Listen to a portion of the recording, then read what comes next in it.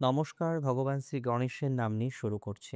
আজ আমাদের আলোচ্য বিষয় শ্রীকৃষ্ণ কিভাবে রুক্মিণী দেবীকে হরণ করে এনেছিলেন। এই বিষয়ে বিস্তারিত জানতে ভিডিওটি অবশ্যই শেষ পর্যন্ত দেখবেন।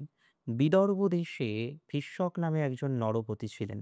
তার ৫ পুত্র এবং রুক্মিণী নামে এক অসামান্য রূপবতী কন্যা ছিল। বাল্যকাল থেকে পিতৃগৃহে রুক্মিণী কৃষ্ণের রূপ, গুণ ও পরাক্রমের কথা শ্রবণ করে কৃষ্ণকে মনে মনে প্রতিরূপে বরণ করে তারই চিন্তায় সর্বদা বিভোর হয়ে থাকতেন। কৃষ্ণ এ খবর শুনে অসামান্যা রূপসীকে বিয়ে করতে রাজি হলেন, কিন্তু এই বিবাহে বাধা দিলেন ভীষ্মকের জ্যেষ্ঠ পুত্র রুক্মী। তিনি চেদিরাজ শিশুপালের হাতে ভগ্নীকে সমর্পণ করবার জন্য আয়োজন করতে লাগলেন।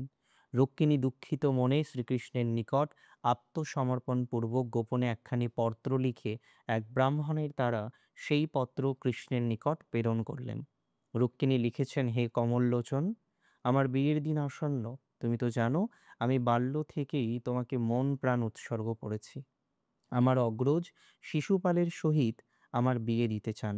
আমি যদি সত্যিকারের তোমাকে ডেকে থাকি আর তুমিও যদি সত্যিকারের ভক্তের ডাকে সাড়া দাও, তাহলে আগামীকাল বিয়ের প্রাক লগ্নেই আমাকে জোরপূর্বক তুলে নিয়ে যেও। পার্বতীর পূজা করে রুক্মিণী শ্রীকৃষ্ণ মহিষী হওয়ার প্রতীক্ষা করে আছেন। বিবাহের দিন উপস্থিত হলো।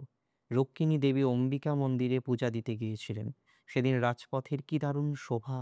চারিদিকে সমাগত বরপক্ষের লোকজন, কিন্তু কৃষ্ণ কোথায়? মনের মধ্যে শুধুই কৃষ্ণ চিন্তা। এমন সময় কোথা থেকে কৃষ্ণ এসে সেই রথকে চালিয়ে দ্রুত বেগে পালাতে লাগলেন। সেনাপতিগণ বাধা দিতে লাগলো। প্রবল যুদ্ধ। সেই যুদ্ধে সবাই পরাজিত হয়ে পালিয়ে গেলেন। শ্রীকৃষ্ণ তখন রুক্মিণীকে দ্বারকায় এনে বিধি অনুসারে বিবাহ করলেন। কৃষ্ণ চিন্তা করে রুক্মিণী অবশেষে কৃষ্ণকেই লাভ করলেন। এরপর শ্রীকৃষ্ণ নরকাসুরকে বধ করে তার প্রাসাদে প্রবেশপূর্বক ১৬০০ ক্ষত্রিয় কন্যাকে অবরুদ্ধ অবস্থায় দেখতে পেলেন। তারপর তাদেরকে উদ্ধার করে দ্বারকায় তাদের অভিপ্রায় মতো নিয়ে এসে নিজের ১৬০০ দেহ ধারণপূর্বক একই শুভ লগ্নে বিবাহ করলেন এবং কৃষ্ণ এভাবেই রুক্মিণী দেবীকে হরণ করে বিবাহ করেছিল।